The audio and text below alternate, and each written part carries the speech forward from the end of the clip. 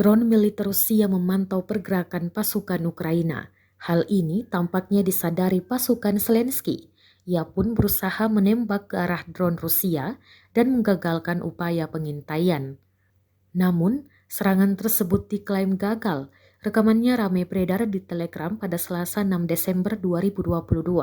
Dalam keterangan unggahan disebutkan, rekaman itu menunjukkan militer Ukraina menembak mereka sendiri di hutan saat mencoba menembak jatuh drone yang merekamnya. Drone Rusia tampak berhasil menghindar, namun satu pasukan Ukraina terluka akibat tersambar tembakan rekannya sendiri. Rekamannya pun menuai berbagai komentar dari warganet.